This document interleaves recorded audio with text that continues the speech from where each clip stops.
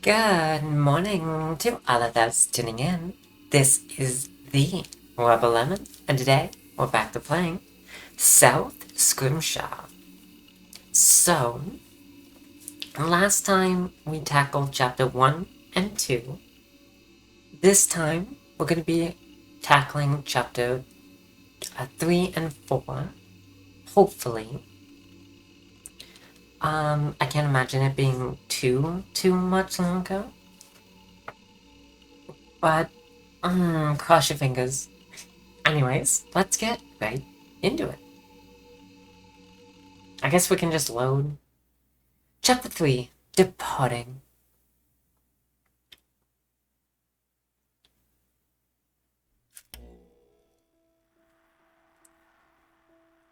This is a simplified map of the local ocean topography.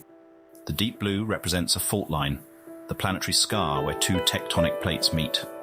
As with Earth, this land is a moving crust atop a globe of molten metal. The planet-shaping force of subduction pushed ground up above the sea. Creating what is now named the Chartreuse Archipelago. The island chain runs for about 870 kilometers, drawing a ragged line away from the continent. These names were given by an early survey team assessing the grounds for a harbour or research outpost.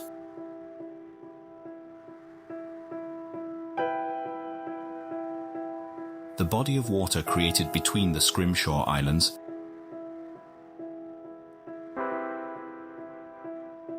is known as the Phthalo Bay.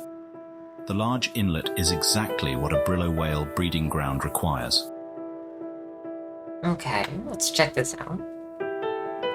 Regarding Brillo carving, the most important feature of the bay is the chemical composition and concentration of fungal spores.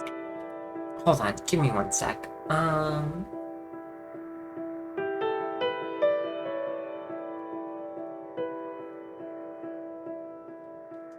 I'm gonna turn that down a bit. Because last time, it wasn't too bad. I could hear the a voiceover well. But for some reason this time, I'm struggling to hear it. So let's hope that it's better. For now, we will limit our discussion to the choreography of the breeding ground. 3 separate herds converged this year to give birth simultaneously. The dots estimate their prior positions. Not all Brillos make this trek every year, but many more whales assist besides parents. Pregnant whales move into the centre, where they maintain as much distance from one another as possible. Perhaps due to the unpredictable anatomy of their fellow Brillos, or a vulnerability in the skin of the newborns, calves are kept segregated from all others for the first months of their life. The remaining herd forms a blockade at the mouth of the bay, while the pregnant whales deliver. As weeks pass, hunger and distraction start to erode focus on this task. The amount of time that the herd can wait is finite. When the time comes, all leave together at once, moving with the safety of numbers. Their destination... Oh, shit. Those... Am I able to go back? Oh... Basically, they were saying the destination were the coral reefs, so... Those unable to move on time must be abandoned. The healthy cannot hazard everyone's odds of survival for the sake of a few infirm. Our mother, wounded as she is one of several this year who befell this fate. Okay. Outside of that season, the whales live elsewhere. Usually they are found at coral reefs and areas more productive with food. Brillos require a very high-calorie diet.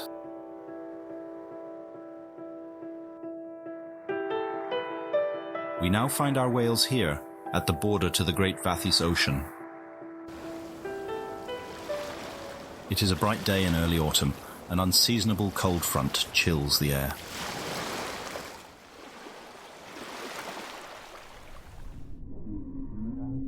Below the surface, we find our mother bracing for the journey. Judging by her mobility, her health has much improved. The delay is likely not related to her recovering wounds. The distance between the Phthalo Bay and the southern reef is inhabited by many large predators. Many Brillo calves are taken in these waters. Her loud songs are searching for another Brillo's response. She has been making these calls since before dawn.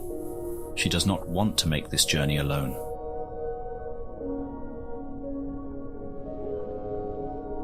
The calf returns with a fresh lungful of oxygen.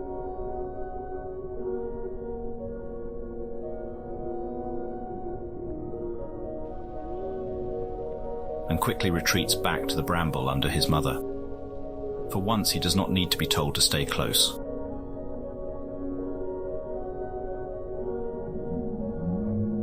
Undoubtedly, he can also read the change in his mother's behavior.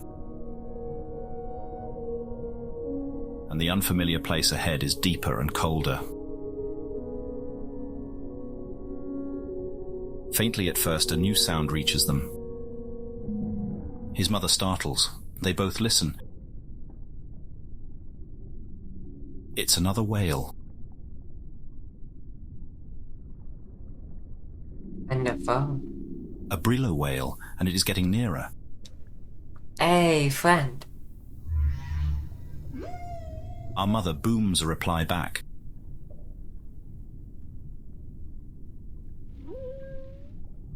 The calf's curious nature starts to show itself again. He has yet to meet a Brillo besides his mother. There, he spots something. A large body begins to emerge from the hazy distance. It continues to approach, but the calf still can't quite understand what he's looking at. The calf's curiosity morphs into discomfort the closer it gets. Discomfort turns into outright alarm.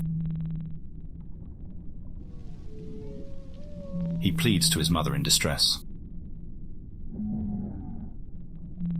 She rebukes him in reply as if to say, "Don't be rude to the new neighbors."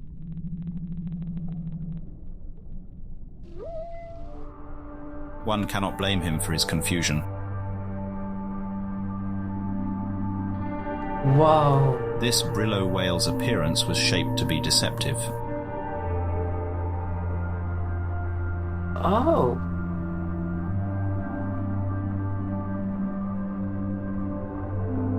It is a beautiful and ghastly example of mimicry. The way the jaws gently undulate is startlingly believable.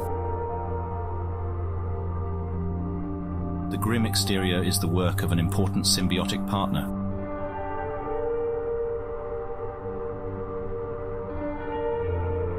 The weaver lobe. You know what that looks like to me? That looks like the same, or a very similar creature to the arthropod that paralyzes fishes' mouths by cutting off their tongue and then just replacing them. That's what that looks like. It's weird and ugly.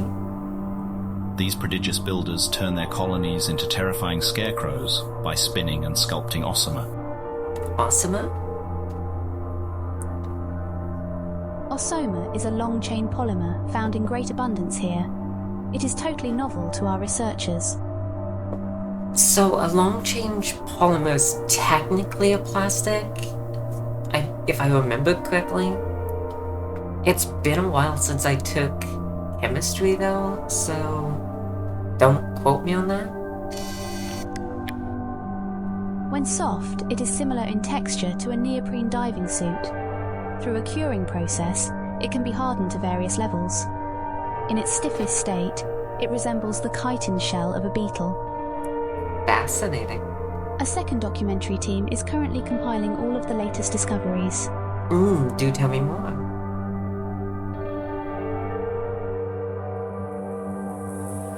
Building bugs.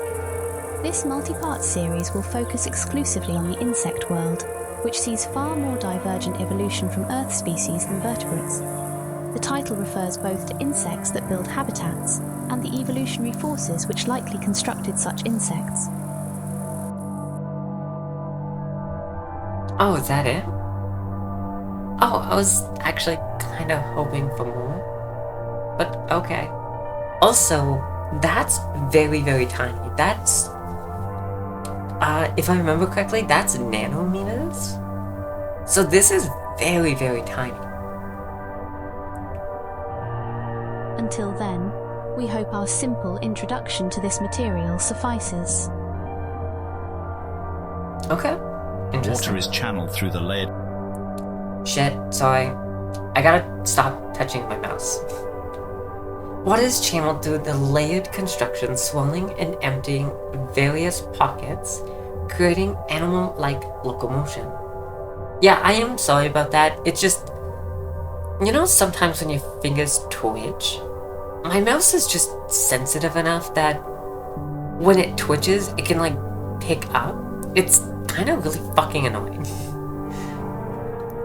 Our resident Weaverlobe expert insists that the beastly facade before us here should have taken many decades to complete. It also seems unlikely that it was built from scratch on the whale's back. Perhaps if Weaverlobes are able to relocate such structures, an established colony was simply carried on to the Brillo's back. Such a fearsome appearance does much to ward off predators. The reversed head may also help to confuse prey. We do not know why she was left behind, but this Brillo is a valuable addition to the ocean crossing. She too is a mother, looking to deliver her child to safety.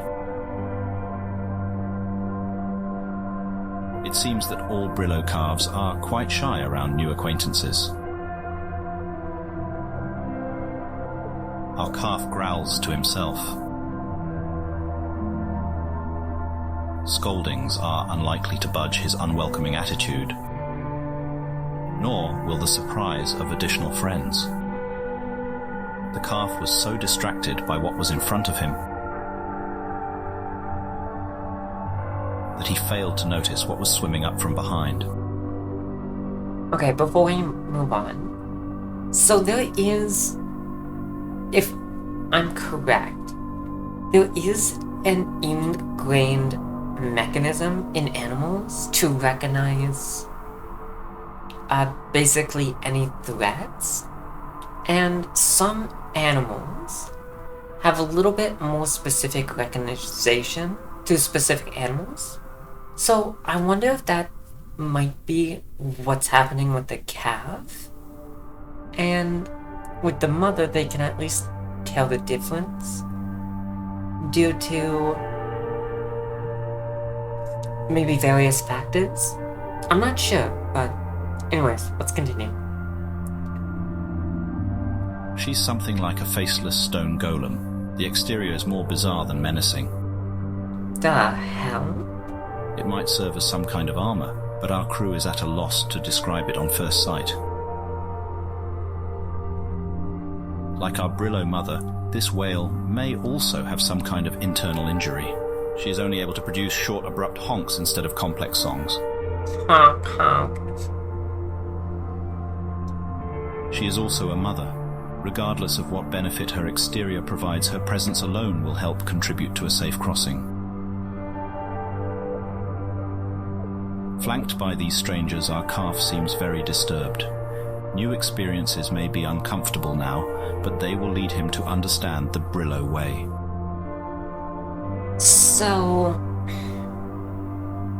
if I'm getting this correct, it's one species that has a very high symbiotic adaptation in which they can look very, very, very different from each other, just depending on how they symbiosis with other organisms.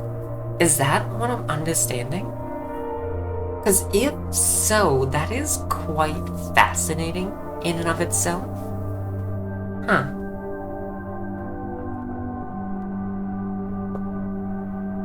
His mother jolts him forward with a shove of her branches. It is unlikely that more companions will show up, and there is no time left to delay. All following her lead, the 6 whales head out into the ocean to find their lost herd. I'm sorry, 6? I've seen 3. Oh, they're talking about the mothers and the calves. Oh.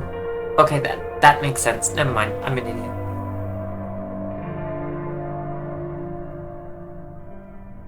Because when I was thinking about it, I'm thinking, wait, there's only 3 adult whales. The pod is now 57 kilometers from the Great Southern Reef. This is the final leg of their journey, and their path crosses over a wide abyssal trench. Oh, that's not terrifying. The parent whales set the pace at a rigorous 6 kilometers an hour. They swim in a typical defensive formation, though with only 3 adults, it is not possible to fully encircle the youths. The trek has been arduous for our little calf, but he has endured it with admirable stoicism. Slowing down is not an option. He is able to sense this himself. Ooh, Something what's large that? has been following the whales. It first appeared in the early afternoon and has maintained the same steady distance ever since. Hours passed and the mysterious animal failed to approach or make any concerning moves. The calf's fear of the unknown was slowly overtaken again by interest in his new Brillo companions.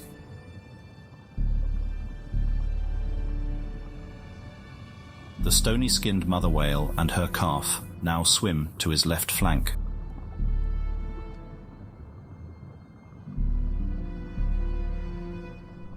This calf was whining earlier, but seems to have calmed. The stony mother's outer surface has slowly morphed shape throughout the day, greatly reducing in size. It is as if the exterior nodules are deflating. What mechanism triggers this change or how they shrink, we do not know. This is making me wonder if this is some kind of fungi or maybe a slime mold. Because this is really weird. Huh. Overall, she is slightly more streamlined in form than earlier.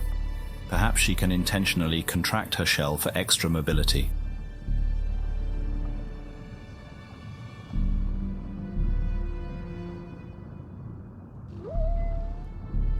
Our calf doesn't know what to make of her either.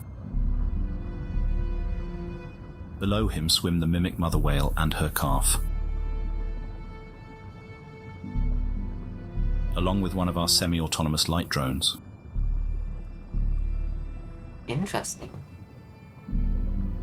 Since the autonomous side of this semi-autonomous drone has chosen to enter frame and spoil the shot, this seems an appropriate moment to talk about some of the machines used in South Scrimshaw's production.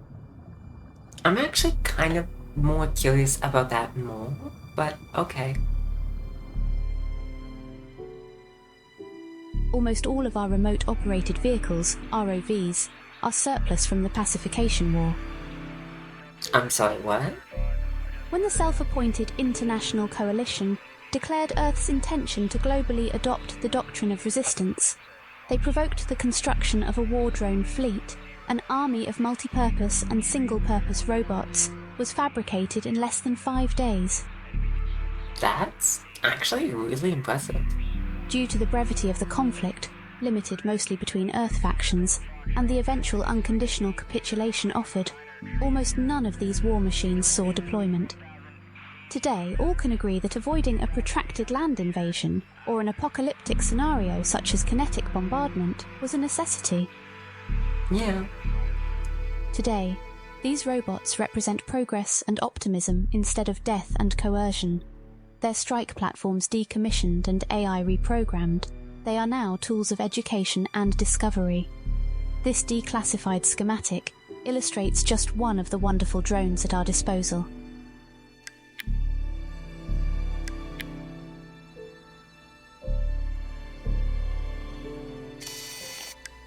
Oh!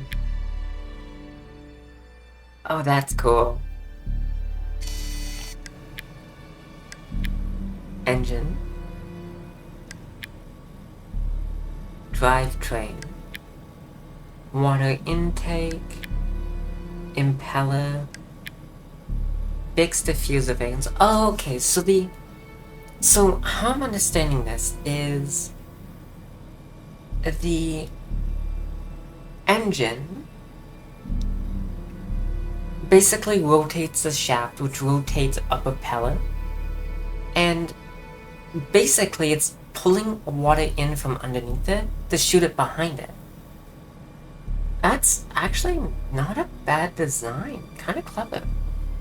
It would actually, if I am correct, it would reduce some water displacement that a normal propeller might have. And because it's internal, you're not gonna run the risk of basically any damage to the propeller or something else. Interesting. Steering nozzle, that makes sense. Reverse deflector, what?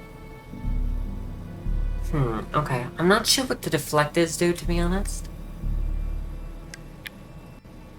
Retro and caliper? I'm unsure of what that does.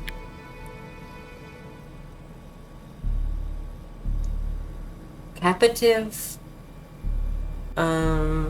Duracant drivers? I don't know. Oh! Horsefly weapon platform decommission. So, I'm assuming this was something of a bomb or something? A pre-fumulated Omulate battery unit.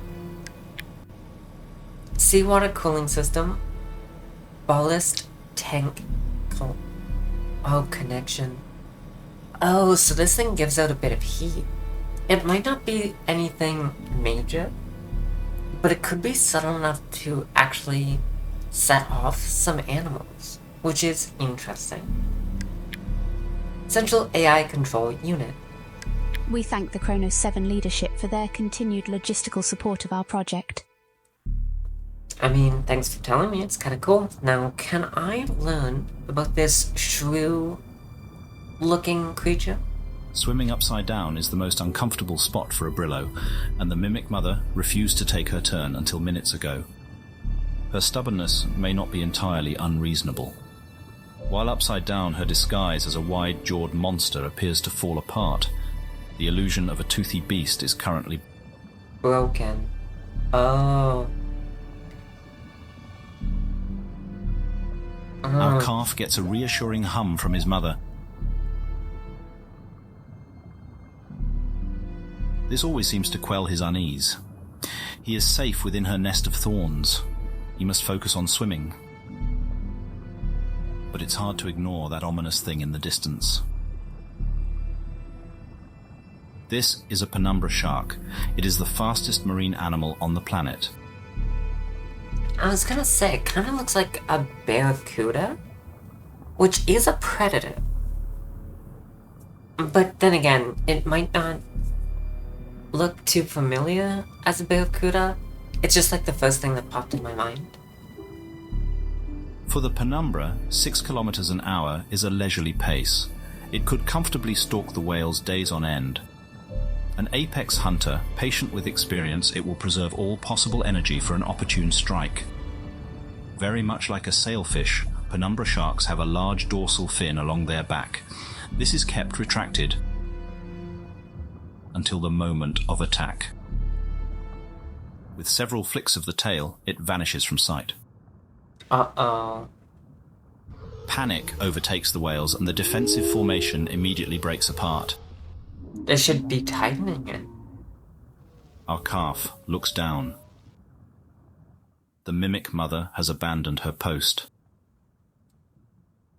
Oh no. Nothing stands between our calf and the open abyss below.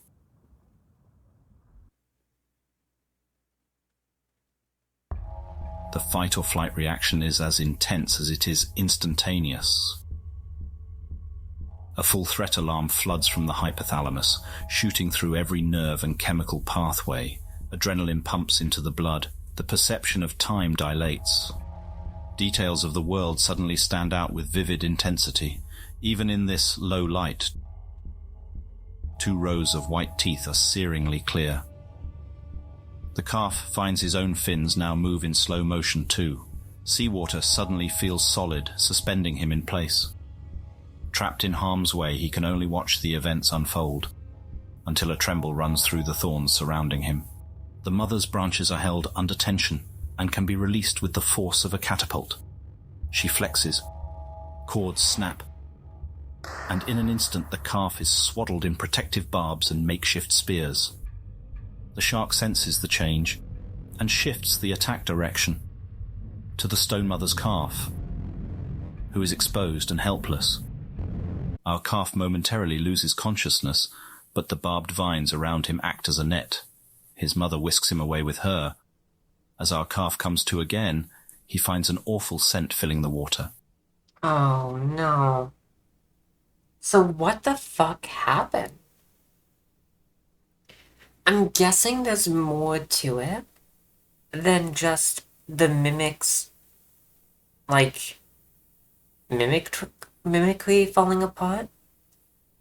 But I do genuinely wonder if it comes down to it being nearly difficult or impossible to hold it up due to the structure.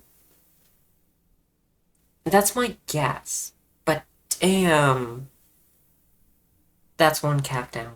He looks back to see what happened to his travel companion. The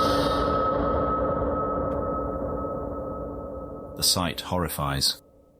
It is the reality of predation from the perspective of the prey. Because of his mother, our calf is the survivor, and not the cautionary example for others to learn from.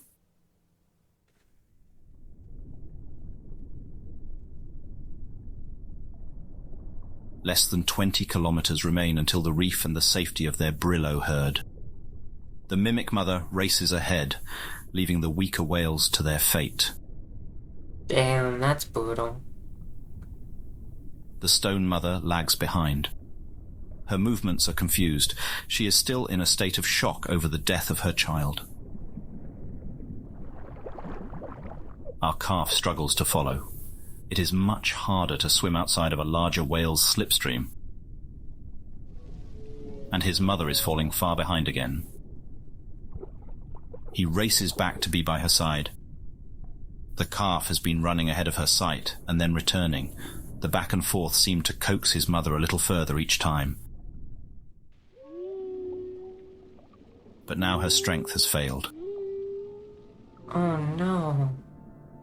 She cannot even lift her fins in response. Her old wounds were opened by the physical exertion to save her child's life. She will not recover.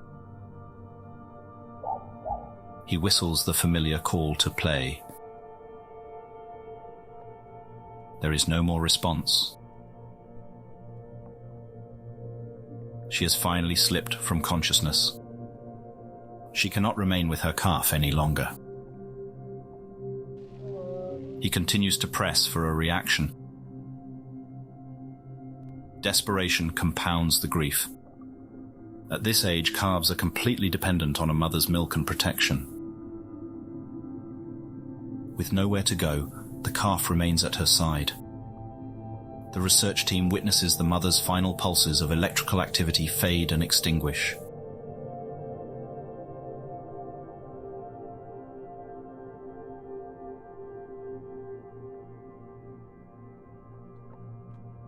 There is a long pause.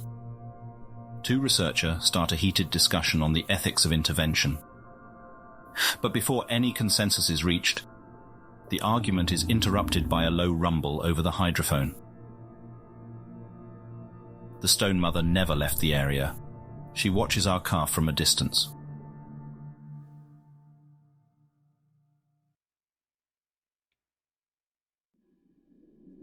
A new day begins to dawn over the coral reef.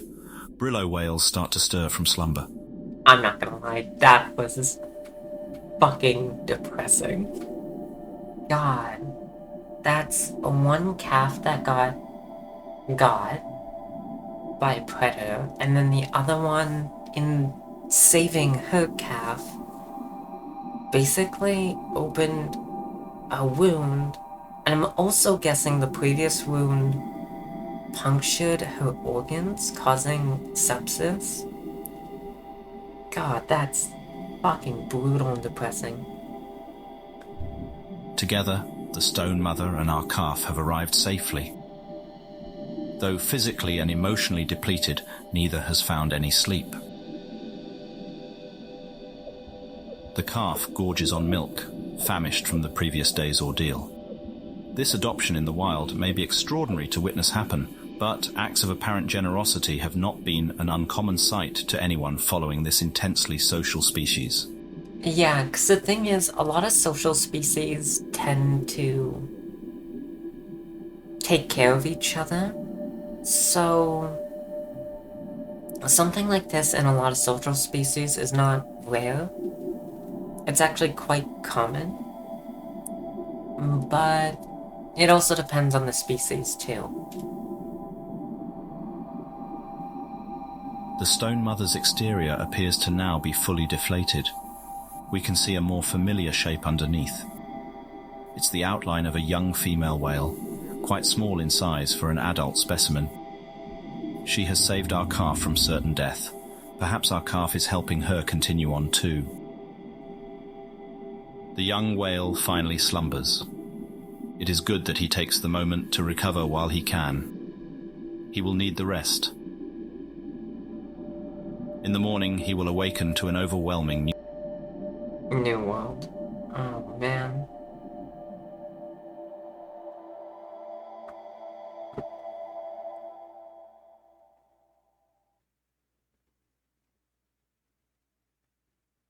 Chapter 4.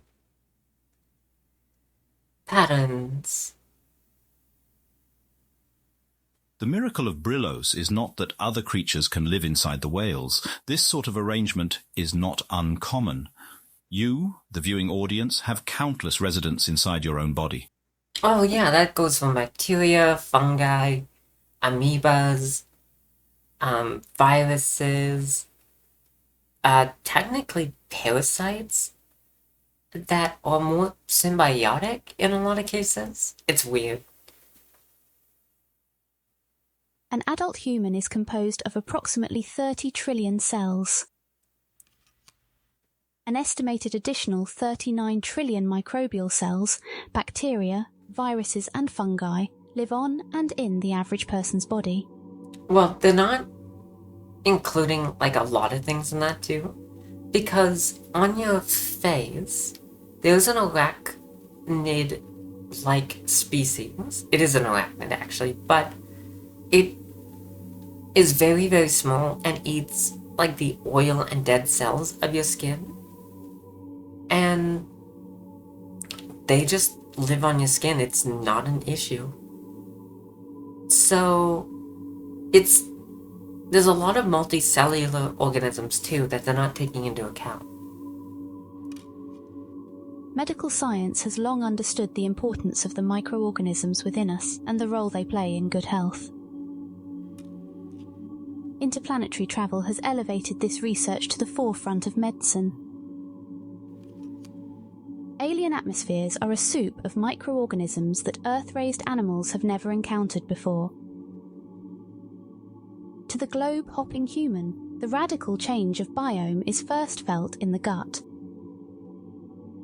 That makes a lot of sense, because some of the densest areas of like microbial life in or on humans is within the gut, and it is actually some of the most important too. So this actually makes sense to me.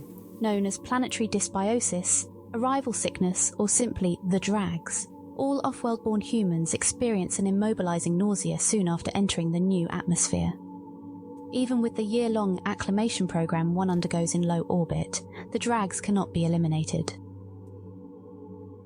Arrival procedure for all travellers includes a period of convalescence at Mercy Star Hospital.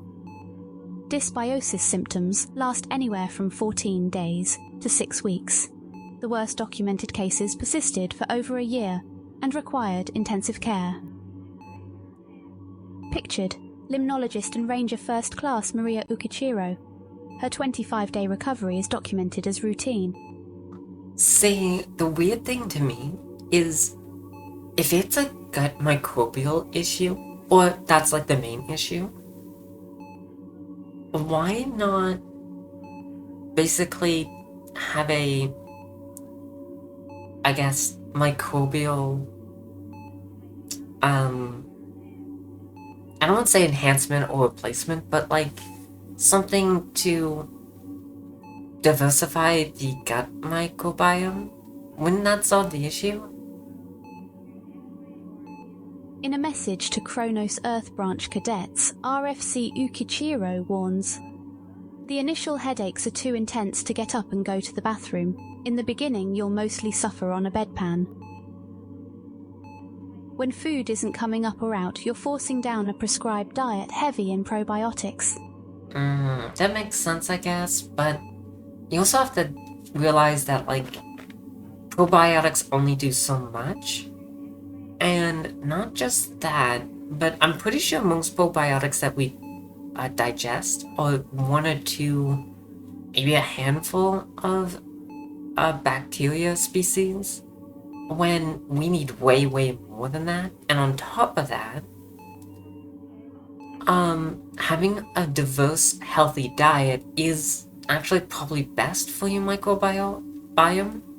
But, yeah. I do mean forcing.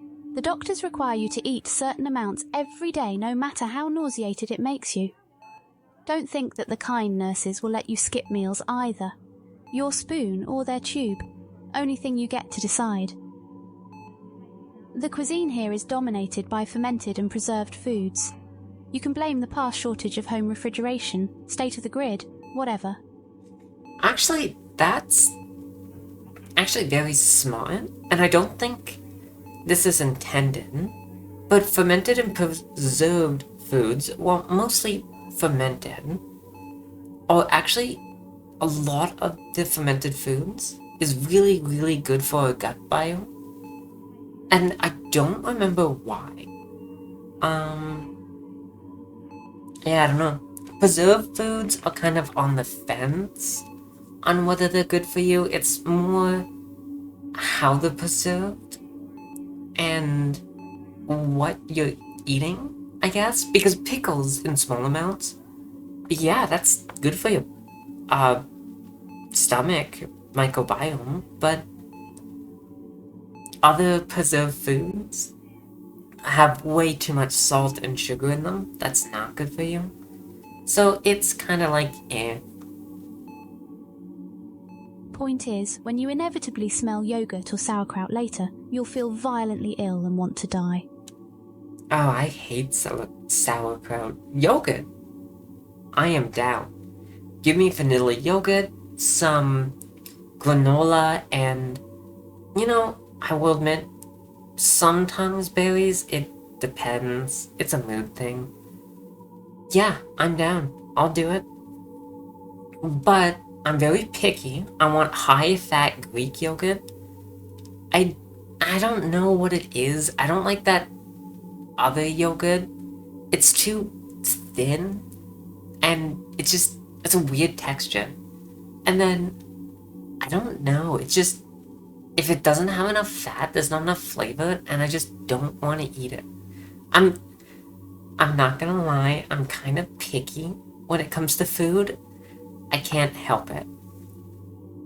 Every off-worlder goes through that. You'll get over it. See you soon, rookies. She's kind of being a dick about it.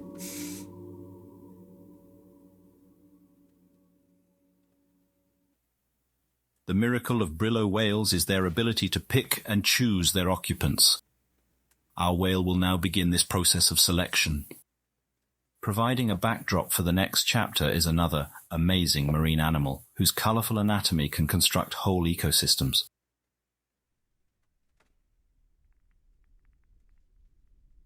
Our Earth audience will find it a familiar species. It is the reef-building coral. Oh, I fucking love coral. A bikini fish gently picks her way along a mountainous path of calcium carbonate exoskeletons. It's her daily prowl for food, and something tasty has her attention. Plump, bite-sized greebles are entrenched in the nooks below. It'll take her quite a bit of work to pry them out. As the bikini calculates the best approach of attack, her preparations are interrupted. She joins the other fish fleeing for their lives. A higher caste of the food chain steals the scene. What the hell? It's a spotted barnacle claw.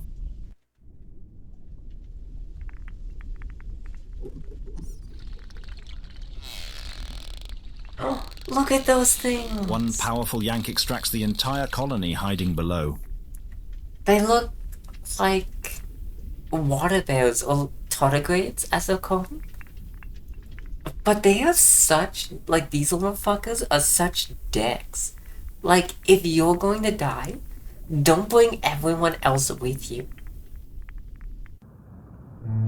The host Brillo Whale groans with dissatisfaction. This isn't a meal fit for a leviathan. They will continue browsing for something more substantial.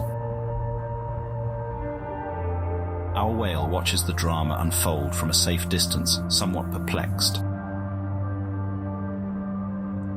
Weird. In the 6 years since we last rejoined him, the Great Reef has not run short of new surprises. From near and far, one can hear the calls of unknown brillos bounding off these cavernous walls. At least he still has someone familiar to rely on. His adoptive mother is usually out of sight, but never too far away. She has changed quite a great deal since we last saw her. Perhaps in response to the penumbra shark attack, she has undergone a zealous application of eye spots to her figure. While not as outwardly apparent, our young whale's body has undergone an even more radical change. His skin layers and immune system have fully developed and are ready to host other species. This dermatological puberty is the crossroad.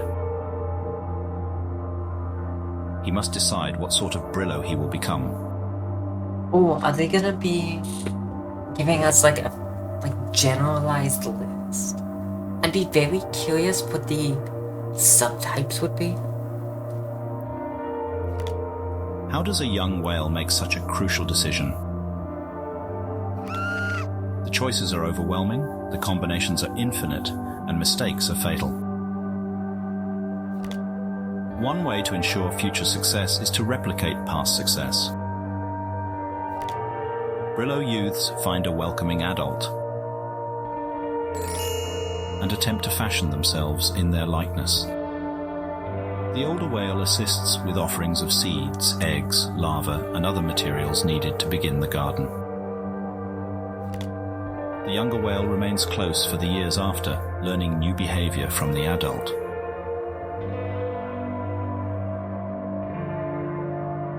Not every option available to a young whale is desirable. Like that. This old-timer is welcoming, but our whale is visibly uncomfortable. It isn't hard to imagine why, but on the other hand, another young Brillo might happily accept this body plan. What shapes such individual preference? Realistically, there are far too many influences to chart, but from our limited data, there is one factor that stands out. We estimate that half of Brillos choose to replicate their own mothers. Oh, so how would that work when one mother dies and another is adopted then? Our whale displays this preference towards his biological mother.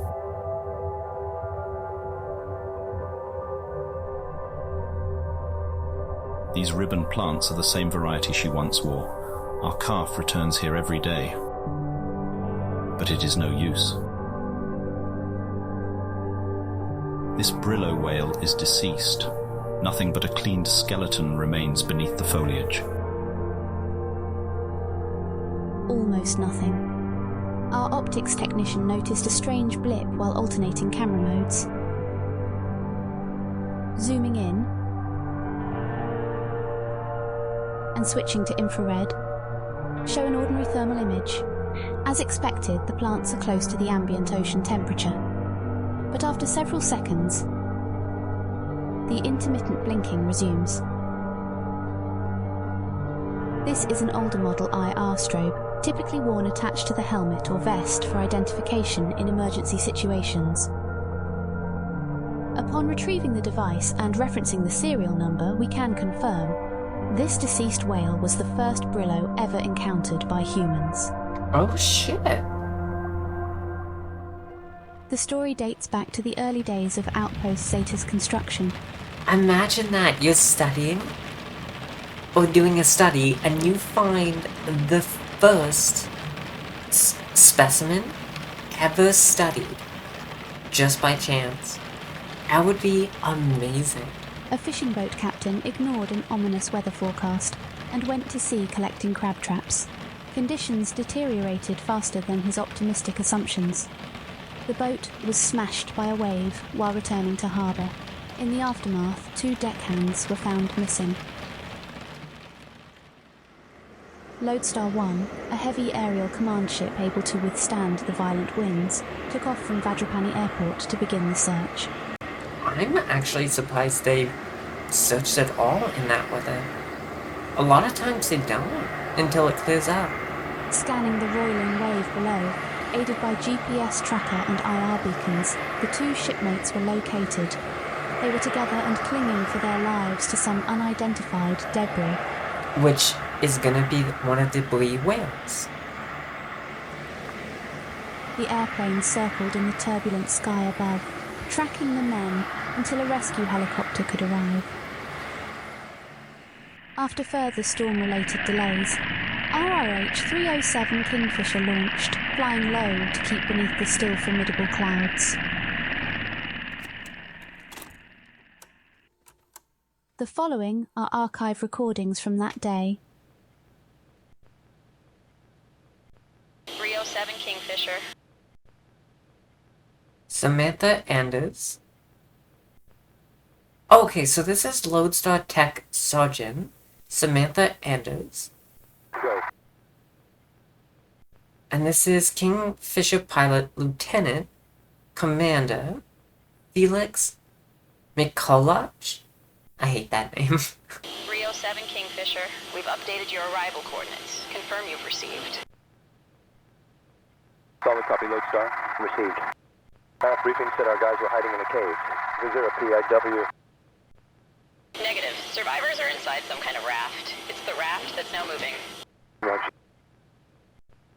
Raj? See, that's really weird.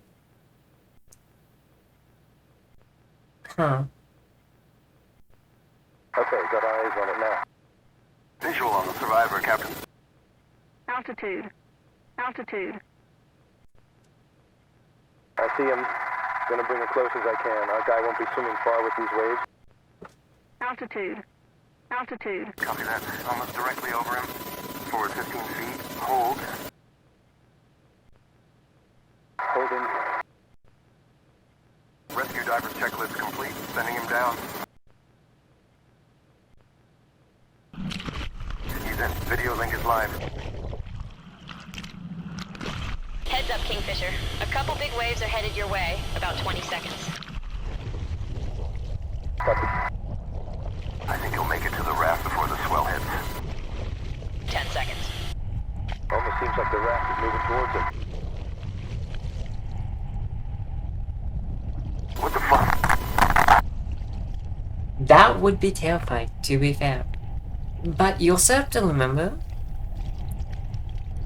whales and dolphin species, and this is despite me complaining about dolphin species being absolute fucking psychopaths in the last one? For some reason, whale and dolphin species are very friendly towards humans, and I'm not sure why.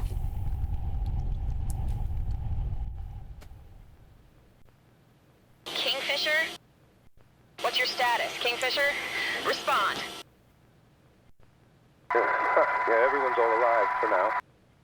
If it was gonna eat him, it would have done it already, right?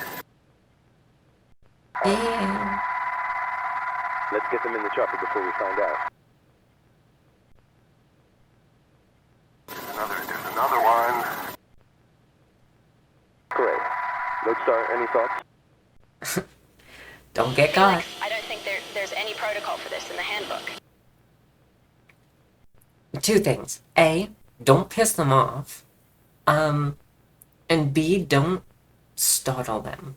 That's all I can say. Cap, hold steady for a moment. I think they're coming to us. Hey, can we keep him, Dad? Okay, that is kind of funny. If you want to see Monster, then you'll have to feed and walk it yourself. And that is the most dad fucking response ever. Oh, shucks, you think I'm not old enough to care for a pet? Divers headed back down. Second rescue in progress. 307 Kingfisher. Lodestar is peeling off. Good work down there. Much obliged, Lodestar. We'll include you in the highlight reel. Thanks. Hey, and CC that footage to the bio nerds too. I bet they flip. The bio-nerds, here referring to scientists of Station Zeta Laboratories, soon received copies of this material. They did indeed flip.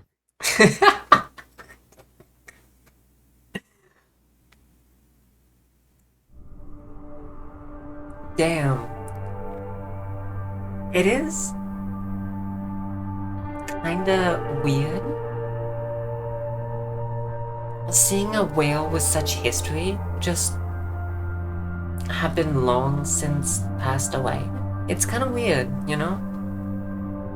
While it is interesting that the garden can partially survive on, none of it can be transferred without the living adult to help.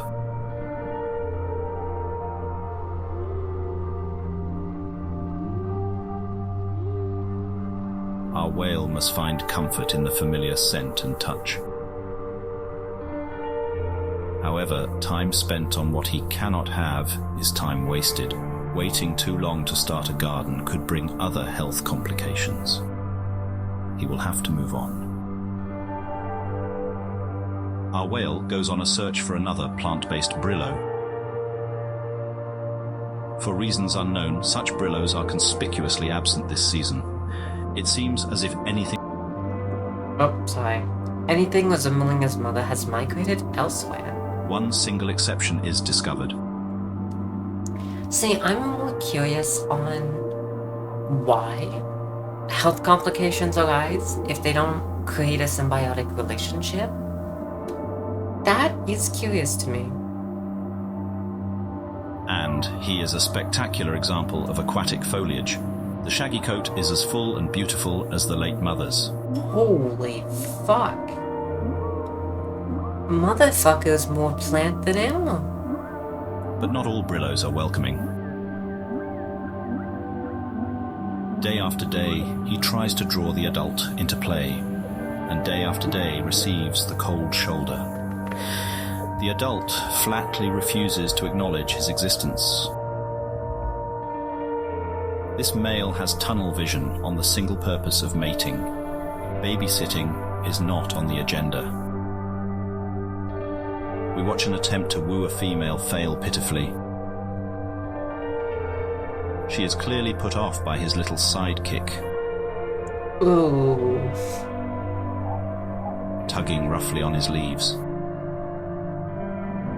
Days of pent-up agitation are suddenly unloaded. Our whale is chased off at the point of a skewer. It may feel like a painful sacrifice, but a plant body is not an option. There's a dizzying amount of other choices remaining, and one of them will have to do. Another morning dawns. The nocturnal animals have returned to slumber and the frantic energy of diurnal animals resumes. For our researchers, every day following the whale is a journey into an uncharted wilderness. Only a small fraction of the species here have been recorded. Oh, that looks like a clownfish in the back. And it might be, seeing as they're going in and out of something that looks like sea anemone. And that big gray one?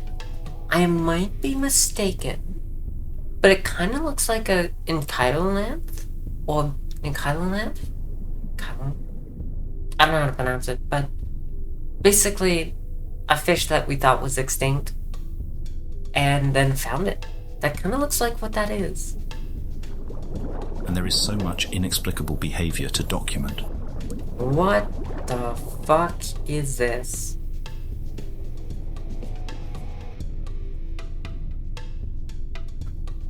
You know what? I don't want to know. It looks like something I cannot even mention, so moving on. Recent discoveries have centered on the varieties of coral present. The reef itself is now understood to be a multi-layered structure. Yeah, that looks like a moai eel. I kinda love them. The Great Southern Reef is a fringing reef. Okay. The inhabitants can be categorized into 3 zones based on depth. Okay. The unique character of the Southern Reef. Southern Reef is home to the spiral coral, which lives across all 3 zones. Spire coral can survive at the lowest depths, where it faces little competition. I guess that makes sense.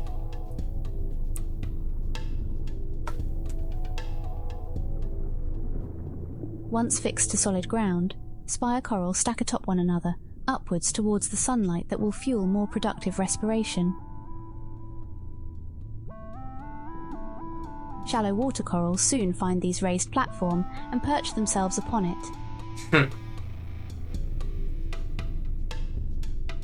This is not a cooperative relationship. The spire coral is eventually smothered and dies. Oh. Under accumulated weight, the structural integrity is lost, and the spire shatters. Collapse back down to lower depths. Living spire coral can again re-emerge, and the cycle repeats unendingly. Man, that is messed up. This constant tossing and turning creates a porous and dynamic landscape, veined with small tunnels and dotted with caves. Thousands of small animals make this subterranean environment their niche. For example, saltwater tadpoles spend their early life stages hidden underground, until they can emerge above as a fearsome predator. Relative to their size, that is. They look kinda cute, with little claws. Progress and knowledge march forward through tireless work, but we often share in our young whale's bewilderment. Who is this? What is on his head? What is going on? We do not know. Our whale runs away, and we simply follow. One afternoon, it seems our young whale's persistent searching has been rewarded. Ooh, what's it gonna tell him? A loud song heralds him from the distance. A Brillo hunting party returns. Their high spirits means that all had a good kill. Hey, that's excellent. Though, I am curious what they eat. And I know they're called Brillo Whale, but are they dolphins? Because orcas are often called killer whales, but they're actually dolphins. Just a curious thought. The group's leader is calling to our whale. Our youth remains in place but allows the adult to approach. These whales are sophisticated pack hunters. Whoa. And they team up with little sharks? The chowper, a stupid but friendly shark, totally accepts the Brillos as their own. Okay, just to mention this, but one of the biggest deterrent of most sharks is just looking at them. Seeing as they're ambushed predators, it makes them uncomfortable. And in most cases, they'll be hesitant and might not even attack. But there's also a thing with, I know nursing sharks will do it, but if you feed a nursing shark, it will actually start to recognize a diver and become very friendly and attached to it, to the point that they get upset if the diver gives attention or food to another nursing shark. It is kind of adorable. Anyways. Compared to the painful transmogrification other Brillos endure, this silky costume is minimally invasive and provides maximum returns. And it's a plant. This successful symbiosis strategy is limited only by the pack's willingness to share it with others. An open invitation from the leader is a golden opportunity. Something isn't right. Our whale is fixated on the chowper.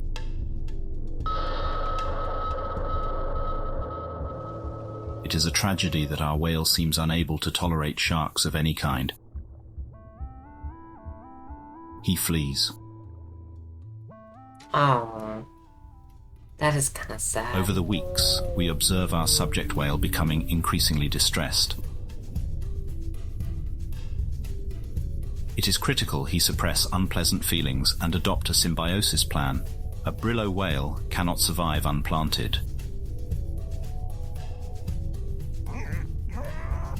He can perceive himself failing to integrate, of course, but the building internal agitation is not a force that will help him adapt better. Autumn draws to a close. Several new varieties of Brillo begin to arrive from colder latitudes. These are mostly hunter archetypes who can live a life less dependent on the reef's concentrated bounty. A camouflaged whale waits for prey to swim near. Oh, that's really cool. And it looks like they symbiosis with a type of octopus species, which is interesting. Oh, shit. This kind of strategy requires a good deal of patience. Can I go back? Not really. Oh, that's a shame. Our whale, sensing the hunter, swims wide. The camo whale politely hails him. Other Brillo whales aren't the target of his trap. Well, at least he's friendly. Our whale replies with mistrust and leaves. Something is wrong. Our whales once... Oh, shit. Our whales once irrepressible curiosity has grown increasingly muted. Even wonders like bioluminescence provokes no reaction. Oh no. This might be a thing of PTSD or depression. That's a big guess. I'm not someone who actually studied that kind of stuff, so I'm not too sure. These lamplighter fish are practicing their jousting in preparation for the annual mating competition. The event is soon. It's only a one-night affair, and they will all die immediately afterwards. That is just not even uncommon. That's just sometimes reality, and it's messed up. We think it would be quite the enriching spectacle. But the fish seem to be of no interest. Our research objectives all involve how a planted Brillo changes gene expression throughout its life. An unplanted whale is no use to us. There is a fear that our biometric implants have been invested on a losing whale. But before we can discuss contingency plans, our Brillo finally begins to break bad habits. This unknown youth has snagged a lamplighter and presents it now to our whale. Perhaps he was enthused to share his catch and our whale happened to be closest.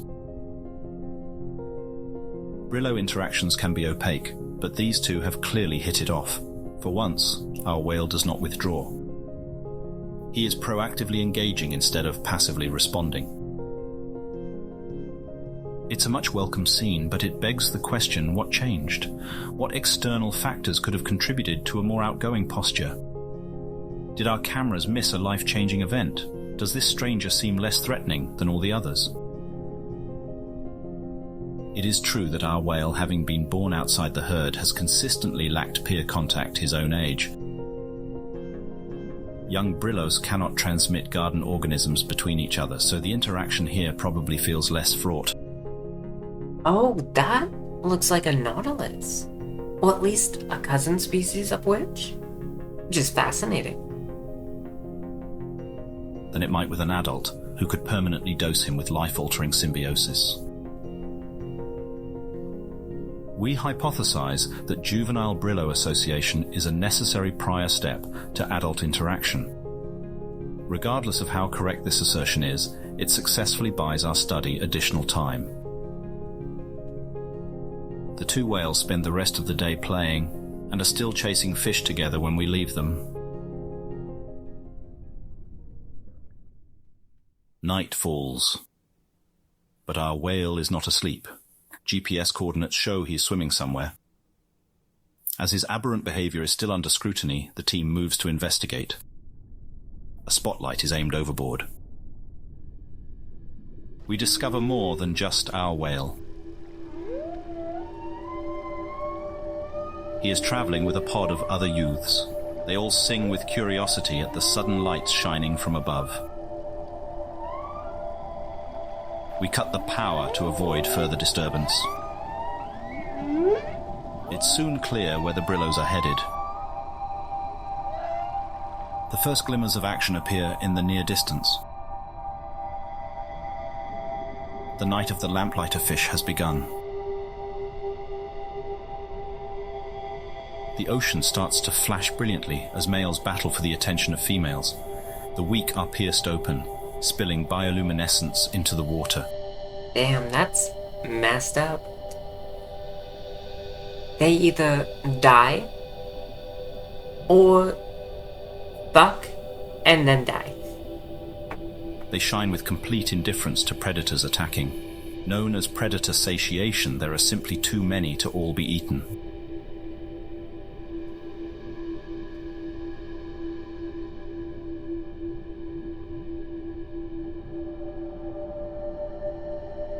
His belly full of glowing fish bits, our whale watches the show reach its climax. It seems like he'll be up all night with the others. Confident in his safety, we recall our camera drones to finish their scheduled recharge.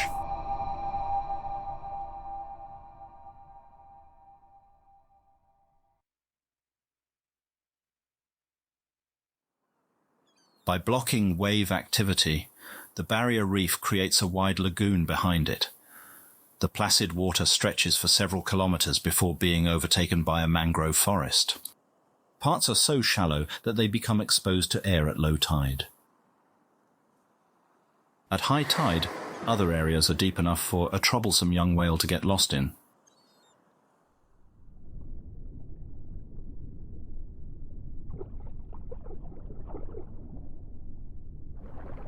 His friends weren't adventurous enough to follow him today. And for good reason, as our whale realizes once the water level starts to drop again. There's no time to play with the locals. The outgoing seawater feeds to several deep channels. Whisked through the trenches, our whale... Oh no, this actually might be dangerous for several reasons. Our whale guides the rip current to safety, with no control over where it's taking him. After a lengthy ride,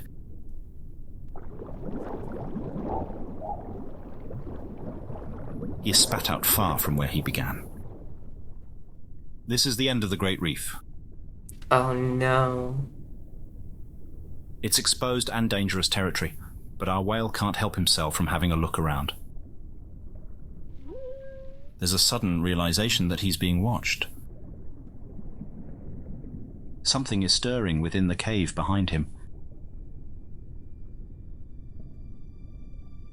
It's another Brillo whale.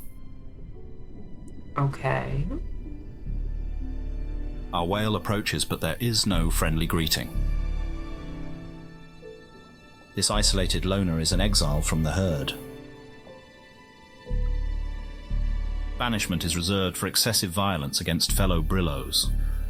Most likely it was a mating joust that escalated to fatal combat. A deteriorated mental state from years of isolation is what has made him truly dangerous. Our Brillo can understand that a noiseless approach signals an attack. He whistles another greeting. It's met with an oppressive silence.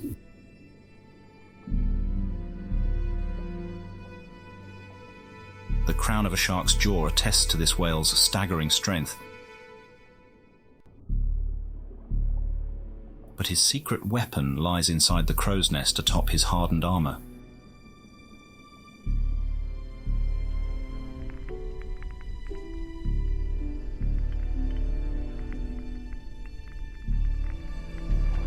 The Vorpix octopus wakes when it senses a kill is imminent. He serves the role of a hunting partner who swims in advance.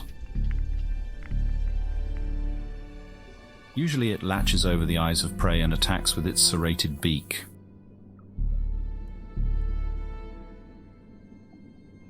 But when prey is so pitifully weak, he prefers to spectate. Ooh, that's kinda brutal. Our whale is far from being scared. He's experiencing a whole other emotion. He knows.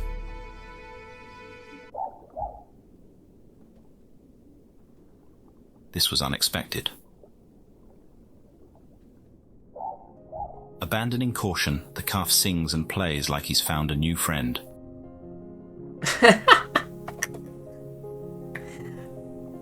I bet you this whale here is super confused.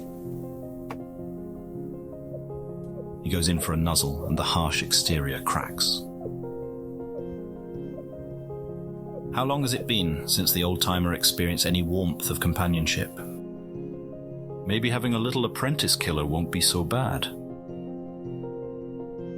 He grunts, struggling to remember a song that isn't also a threat. This isn't the scene of bloodshed that the octopus wanted. That's actually super adorable, if you ask me.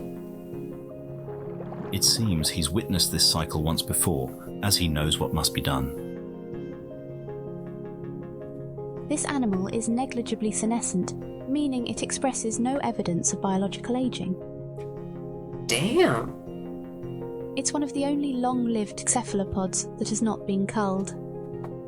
Oh, that's messed up. Our researchers suspect this octopus to be at least 4 centuries old, and cephalopods who survive so long possess a devious intelligence. Yeah, and this one's just a little psychopath.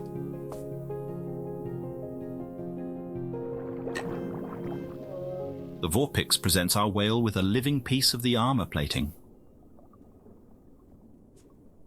A quick feel for the soft spot. And the deed is done. When the young whale wakes up, the implant will already have sprouted roots to hold firmly fixed in his skin. With this major milestone now documented, the mobile lab departs and will not rejoin the whale again until his adulthood.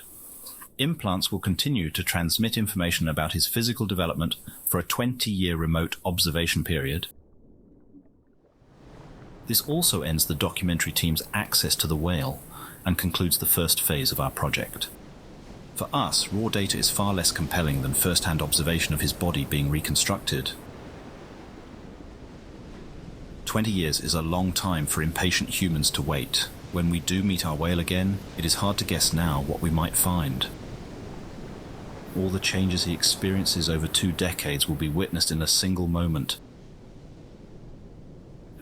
It should be nothing short of a complete metamorphosis.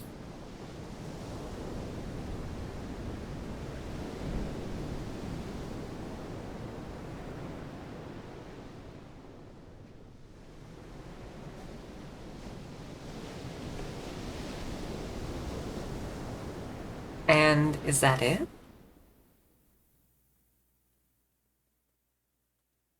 This Yeah, concludes South Scrimshaw Part 1. Please keep designated channels open for the transmission of Part 2. I definitely will.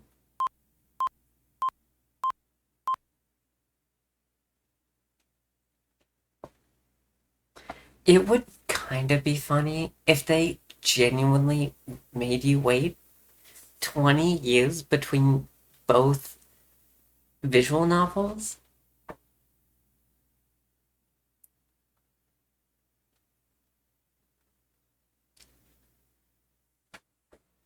Yeah, this was kind of an amazing experience. And I'm very excited to get on to the next part. Though I don't think it's out yet, unfortunately. So the next time you do see this will be when it's out. But this was a very, very cool experience. I would very, very highly recommend this to a lot of people who just want to sit back, relax, and have a really cool kind of like documentary-like experience. So yeah, that's really cool. And I'm very curious to see the next part and see how everything, I guess, unfolds from there.